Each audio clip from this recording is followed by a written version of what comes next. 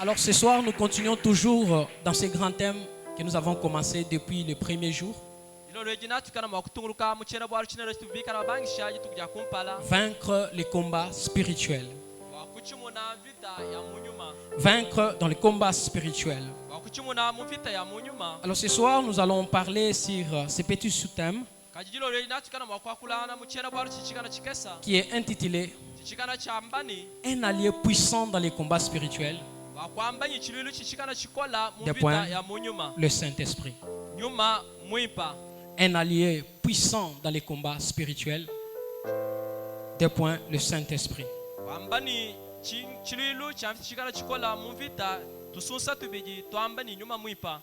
Alors nous allons ouvrir nos Bibles, nous sommes dans Éphésiens, le chapitre 6. Si vous avez apporté votre Bible, vous pouvez ouvrir, nous allons lire ensemble.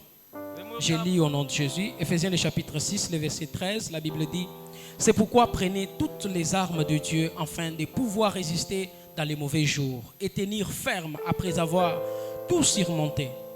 Tenez donc ferme, ayez à vos reins la vérité pour ceinture. Revêtez la cuirasse de la justice. Mettez pour chaussures à vos pieds les ailes que donne l'évangile de paix. Prenez par-dessus tout cela les boucliers de la foi avec lesquels vous pourrez éteindre tous les traits enflammés du malin. Prenez aussi les casques du salut et l'épée de l'esprit qui est la parole de Dieu. Le verset 18. Faites en tout temps par l'esprit toutes sortes de prières et de supplications. Veillez à cela avec une entière persévérance et priez pour tous les saints. J'aimerais que nous puissions ajouter Luc le chapitre 4. Luc le chapitre 4, nous allons lire les versets 1er et le verset 2. Et puis nous allons lire le verset 14. La Bible dit: Jésus rempli du Saint-Esprit revient du Jourdain et il fut conduit par l'Esprit dans le désert où il fut tenté par les diables. Pendant 40 jours, il ne mangea rien durant ces jours-là. Et après qu'ils furent écoulés, il eut faim. Et le verset 13, la Bible dit: après l'avoir tenté, on parle du diable, après l'avoir tenté de toutes ses manières, les diables s'éloignant de lui jusqu'à un moment favorable. Après l'avoir tenté de toutes ses manières, les diables s'éloignant de lui jusqu'à un moment favorable. Et nous disons Amen. Amen. Bien-aimés dans le Seigneur, ce soir nous allons parler d'un allié puissant dans les combats spirituels. Je sais qu'on a déjà défini les combats spirituels. C'est quoi les combats spirituels? C'est quoi vaincre dans les combats? Nous avons déjà parlé de ça. Et nous avons même parlé de l'ennemi que nous affrontons dans ces combats. Nous avons dit que cet ennemi n'est pas physique, mais c'est un ennemi qui est spirituel.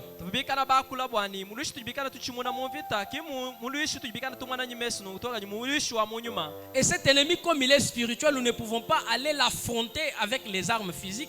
Nous ne pouvons pas aller l'affronter dans les physiques. Nous devons aussi aller devant lui, toujours dans l'esprit.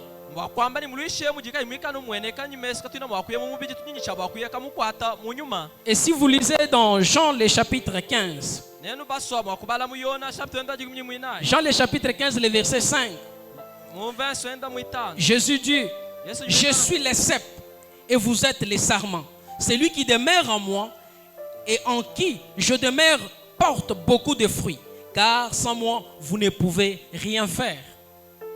Bien-aimés dans le Seigneur, Jésus est en train de nous dire ici que si lui ne demeure pas en nous, quel que soit ce que nous pouvons faire, quelles que soient les stratégies ou les armes qu'on peut utiliser dans la guerre, ça ne peut pas marcher. Parce que ces armes peuvent être puissantes que lorsque Jésus-Christ fait partie de nous. Ces armes, en d'autres termes, peuvent avoir la force de triompher l'ennemi seulement quand le Saint-Esprit habite en nous. Jésus était sur cette terre. Il a marché avec les disciples. Il a réalisé, il a fait beaucoup de choses. Quand son jour est arrivé dont il devait partir, parce qu'il était venu pour accomplir une mission, Jésus-Christ devait mourir et il devait rentrer. Jésus dit dans Jean, il vous est avantageux que je m'en aille. Parce que si je ne m'en vais pas, le consolateur ne viendra pas. Donc la présence de Jésus au milieu de nous quand il était sur la terre empêchait à ce que le Saint-Esprit puisse venir. Il fallait que Jésus-Christ puisse rentrer vers le Père pour qu'il puisse à son tour prier au Père afin que le Père envoie le Saint-Esprit. L'avantage avec le Saint-Esprit est que le Saint-Esprit va habiter dans chacun de nous. Le Saint-Esprit ne va pas habiter dans une seule personne. Jésus était sur la terre. Il ne pouvait pas être partout. Il pouvait, supposons si Jésus-Christ était ici à l'église CCR, donc il ne pouvait pas être au même moment à l'église là-bas. Mais l'avantage avec le Saint-Esprit, quand même lui-même souhaitait à ce que le Saint-Esprit puisse venir, c'est parce qu'il savait qu'il y avait des moments dont on avait besoin de lui. Mais lui était quelque part et il ne pouvait pas être là où on avait besoin de lui. Comme dans l'exemple de ce disciple, lorsqu'on les a amenés, un enfant par le Père, un enfant que les disciples ont prié, ils n'ont pas pu chasser l'esprit. Jésus n'était pas là et les disciples n'ont pas pu chasser l'esprit démoniaque. Lorsque Jésus est venu, lui a chassé cet esprit. Imaginez-vous si Jésus était là. L'enfant devrait être guéri au même moment. C'est comme ça qu'il dit qu'il vous est avantageux que je m'en aille, afin que vous tous puissiez avoir la capacité de faire ce que moi je fais. Bien-aimés dans le Seigneur, nous devons savoir que nous ne pouvons rien faire dans les combats spirituels si nous n'avons pas le Saint-Esprit. Le Saint-Esprit est Dieu. Le Saint-Esprit est puissant. Le Saint-Esprit est un ami fidèle. Et toute personne qui a le Saint-Esprit ne peut pas être triomphée par les diables. Il n'y a pas les esprits démoniaques ou une possession diabolique qui peut venir habiter dans les corps ou les temples du Saint-Esprit sur cette terre. Donc si tu es rempli du Saint-Esprit, sois sûr que tu ne peux pas être possédé. Si vous voyez quelqu'un qui se dit il est rempli du Saint-Esprit, mais chaque fois il y a des esprits démoniaques qui sortent en lui, qui parlent, qui les tourmentent, il faut parler bien avec ce frère. Parce qu'il est impossible à ce que le Saint-Esprit puisse cohabiter avec un autre esprit.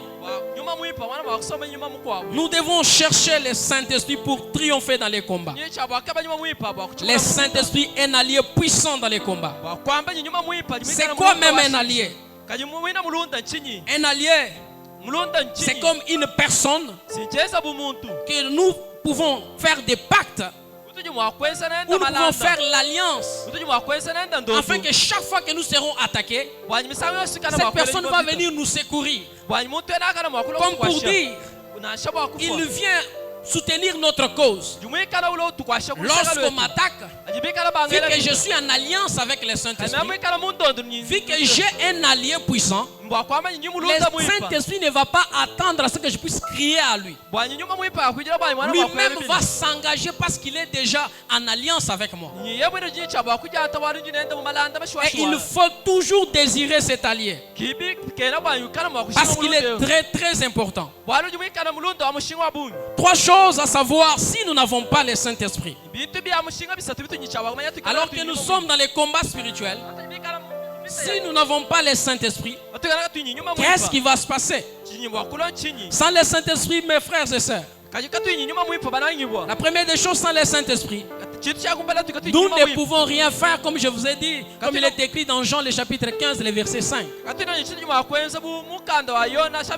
Jésus dit que je suis le cep et vous êtes des sarments. Et vous ne pouvez pas porter des fruits si vous n'êtes pas attaché à moi. En d'autres termes, vous ne pouvez pas avoir de victoire si le Saint-Esprit habite en vous.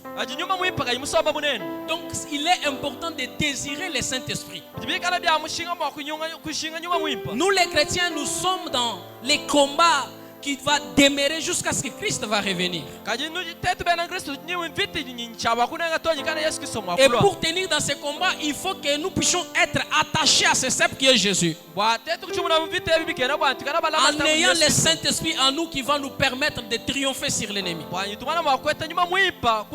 deuxième des choses que nous devons savoir quand nous n'avons pas le Saint-Esprit dans les combats, et que sans le Saint-Esprit, il est difficile d'obéir même à Dieu. Alors qu'on nous demande dans Ephésiens le chapitre 6 de porter les armes, de prendre les armes et d'aller combattre l'ennemi.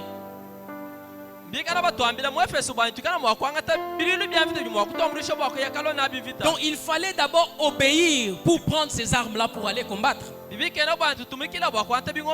si tu n'as pas le Saint-Esprit, ça te sera difficile d'obéir. Très très difficile. Bien-aimé dans le Seigneur, ce qui est bon est que Jésus-Christ, il connaissait déjà toutes ces choses. C'est pourquoi avant de partir, il pouvait demander à ses disciples, dans les Actes des Apôtres, le chapitre 1er, il pouvait leur dire de ne pas s'éloigner de Jérusalem. Parce qu'il savait qu'il y avait les conséquences si les disciples allaient partir sur terrain sans le Saint-Esprit. Il les a demandé d'attendre ce que le Père avait promis. Le Saint-Esprit a été promis avant même que Jésus-Christ vienne sur la terre. Dans Joël, le chapitre 2, le verset 28, là le Seigneur nous a fait une promesse formidable. Il dit vers les derniers jours, je répandrai mon esprit sur toute chair. Vos fils et vos filles prophétiseront. Et vos veillards auront des songes. Bien aimé, cette promesse est encore d'actualité jusqu'aujourd'hui. Et si aujourd'hui tu es chrétien, si aujourd'hui tu te dis un enfant de Dieu, et que tu n'as pas le Saint-Esprit en toi, tu dois savoir que le problème ce n'est pas Jésus. Le problème ce n'est pas Dieu. Parce que la promesse est là. Et le Saint-Esprit est déjà même disponible. Disponible pour tout enfant de Dieu qui le désire. Et nous devons le désirer. Nous devons le chercher. Nous devons chercher le Saint-Esprit afin que le Saint-Esprit vienne nous aider. Parce que sans le Saint-Esprit, ça nous sera difficile d'obéir à notre Dieu. L'apôtre Paul dit dans Romains le chapitre 7, le verset 18 jusqu'au verset 21, l'apôtre Paul dit, ce qui est bien, je le sais. Mais je ne sais pas pourquoi je n'arrive pas à le faire.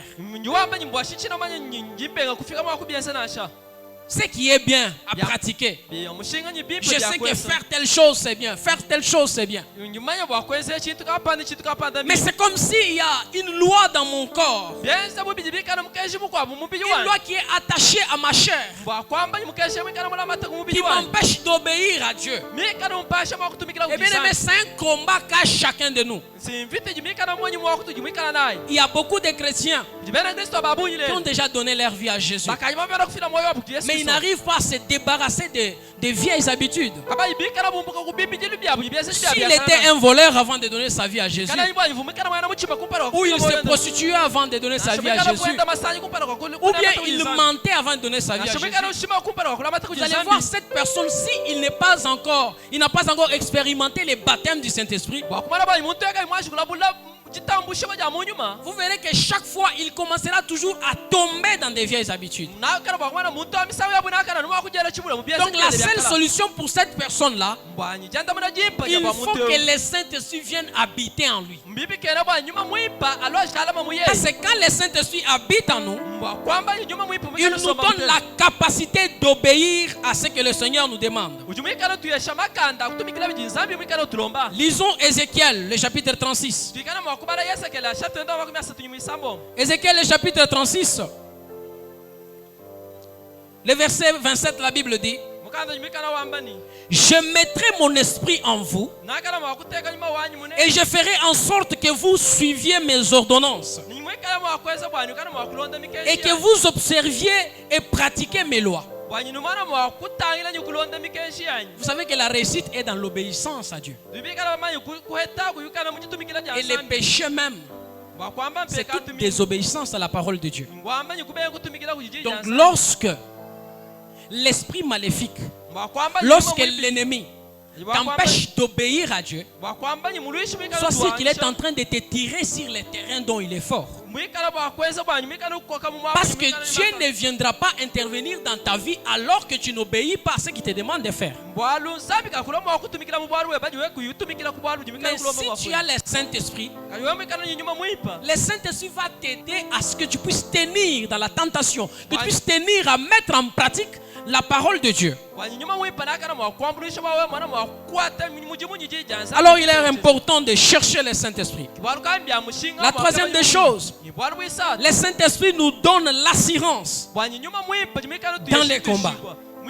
Donc si nous n'avons pas le Saint-Esprit, nous allons combattre dans la peur. Alors que le diable utilise beaucoup la peur pour terrasser nos frères. C'est pourquoi on nous demande dans 1 Pierre, il nous demande de résister au diable. Tu ne peux pas résister quand tu as peur. Alors que la seule façon de triompher le diable, de triompher notre ennemi, c'est en lui résistant. Comment est-ce qu'un homme péret peut résister au diable? Alors que la Bible nous dit: résistez au diable et il fuira loin de vous. Tu peux le résister seulement quand tu sais que tu as un allié puissant. Et quand tu sens que tu es seul, et tu vois le diable qui vient avec ses terreurs, qui est avec les maladies, qui est avec toutes sortes de menaces, tout ce qui va te venir en tête, ça sera de fuir. Et là le diable va prendre le dessus sur toi. Que faire pour avoir le Saint-Esprit? 3 choses avant que nous puissions prier. Le Saint-Esprit est disponible pour tous. Et pour être un vainqueur de tout le temps, il faut avoir le Saint-Esprit en vous. J'aimerais d'abord que vous puissiez croire et accepter que le Saint-Esprit est disponible. Et il est réel. Le Saint-Esprit est réel et disponible pour tous. Dans Actes des Apôtres, le chapitre 1er, le verset 14, la Bible dit: tous d'un commun accord, ils priaient et persévéraient dans la prière. Tous d'un commun accord persévéraient dans la prière. Quand on parle de tous, c'est tous les disciples que Jésus a laissés. Ils étaient environ 120. Mais ils persévéraient dans la prière. Ils demandaient quoi? Ce qu'ils demandaient est dans les Actes des Apôtres, le chapitre 2. Si vous lisez à partir du verset 4, vous allez voir qu'ils ont reçu ce qu'ils demandaient. Donc pour avoir le Saint-Esprit, tu dois prier, tu dois persévérer dans la prière. Tu dois désirer le Saint-Esprit. Tu dois le demander à Dieu. Si tu veux être un vainqueur, un victorieux de tout le temps, et dans tous les combats, tu dois demander le Saint-Esprit à Dieu. La deuxième des choses, le deuxième sous-point dans la première chose, choses, pour désirer le Saint-Esprit et recevoir le Saint-Esprit, il faut se laisser totalement entre les mains de Dieu. Laisser que le Seigneur puisse faire de toi ce qu'il veut. Il y a beaucoup de gens ici. Le Saint-Esprit est déjà sur eux. Mais lorsque le Saint-Esprit les a remplis, au lieu de parler en langue, ils ont refusé de parler en langue. Parce qu'ils se disent que ça c'est quoi ça? Un homme intellectuel comme moi, un homme comme moi, je peux commencer à parler des choses que je ne comprends pas. Non mes frères, il vous est avantageux que dans les combats spirituels, que vous puissiez parler dans les langues des esprits, dans les langues célestes. Parce que quand vous parlez en langue, les esprits de ce monde ne peuvent pas comprendre et écouter ce que vous êtes en train de dire. Jésus lui-même dit, l'esprit de vérité viendra sur vous. Vous les connaissez, mais ceux du monde ne les connaissent pas. Ils ne peuvent pas connaître cet esprit parce qu'ils sont du monde. Mais comme nous connaissons Jésus, le Saint-Esprit viendra habiter en nous. Et il va nous pousser à parler en d'autres langues. Donc le baptême du Saint-Esprit est le signe initial pour tous ceux qui ont reçu le Saint-Esprit. Vous ne pouvez pas dire que vous êtes baptisé dans le Saint-Esprit si vous ne parlez pas en langue. J'étais en train de dire que le parler en langue est le signe initial pour tout baptême dans le Saint-Esprit. Si tu es là, tu ne parles pas encore en langue, alors demande à Dieu parce que c'est possible. Les jours de la Pentecôte, ils priaient, ils persévéraient. Et tous d'un commun accord, ils ont demandé à Dieu ce qu'il avait promis dans Joël. Et c'était le Saint-Esprit, l'Esprit de vérité. Bien aimé, la Bible nous dit, pendant qu'ils priaient, tout à coup il y eut un bruit qui venait du ciel. L'Esprit Saint est venu et ils furent tous baptisés dans le Saint-Esprit. Et tous ont commencé à parler en langue. Ils ont commencé à parler en d'autres langues. On n'a pas dit qu'il y a une partie qui a commencé à parler en langue et une autre partie ne parlait pas en langue. Et tous, donc toutes les personnes qui étaient dans la chambre haute, ils ont parlé en d'autres langues. Pourquoi? Parce qu'ils étaient disposés, ils demandaient ce que le Seigneur avait promis. Et ce soir, si tu es aussi disposé, tu vas vivre à la main de Dieu. Parce que notre Dieu ne ment jamais. Tout ce qu'il a promis dans la Bible, il va l'accomplir dans ta vie. Il faut croire et désirer. Et ce soir, tout dépendra de ta façon de prier. Deuxième chose, pour avoir le Saint-Esprit. Pour avoir le Saint-Esprit, il faut que nous puissions préparer les temples même du Saint-Esprit. Et quand je parle du temple du Saint-Esprit, je parle de notre corps. Bien aimé, le Saint-Esprit, quand il veut venir habiter dans ton corps, il faut que tu puisses arranger ta vie. Il faut que tu te débarrasses de tout ce qui est comme péché. Tout ce que le Seigneur ne valide pas, tout ce que le Seigneur n'aime pas. Tu ne peux pas désirer le Saint-Esprit alors que tu continues avec les mensonges. Tu ne peux pas être baptisé dans le Saint-Esprit alors que tu continues à sortir avec un mari d'autrui.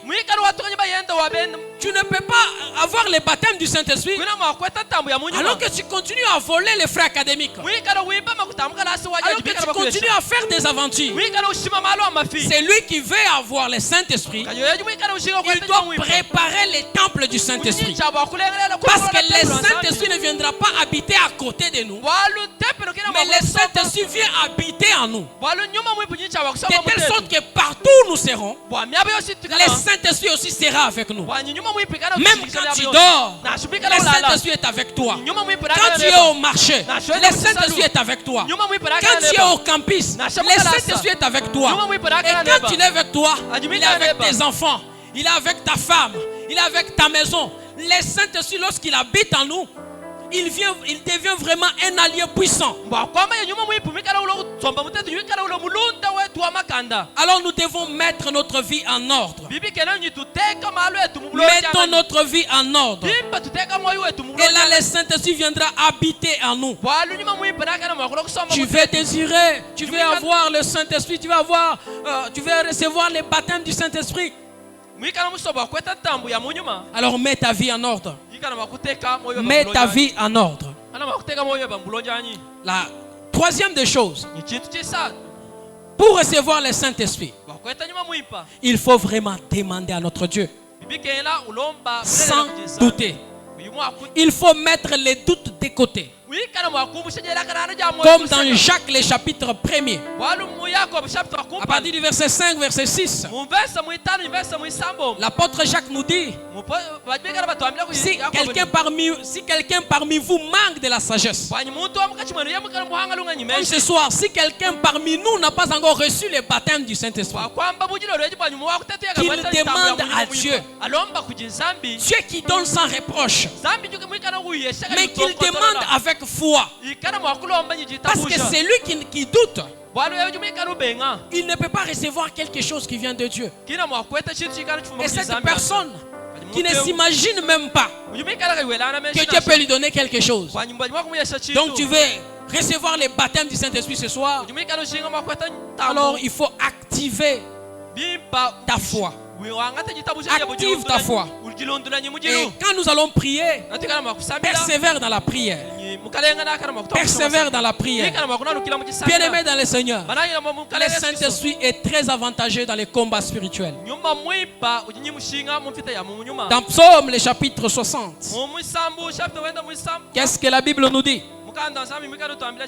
Est-ce que vous pouvez ouvrir vos Bibles? Nous allons lire, nous allons prier. Psaume, le chapitre 60, le verset 14, le verset 12, la Bible dit: avec Dieu, nous ferons des exploits et il écrasera nos ennemis. Avec Dieu, nous ferons des exploits, il écrasera nos ennemis. Qui va écraser nos ennemis? C'est pas moi, c'est pas toi, c'est Dieu. Il va les écraser comment? À travers toi. Donc quand le Seigneur va entrer en toi, il va t'utiliser dans la guerre. Ça sera toi qui es en train de combattre. L'ennemi te verra toi en train de combattre. Mais en réalité, ce sera ce qui est en toi qui sera en train de combattre. C'est pourquoi toute arme que tu toucheras pour combattre avec va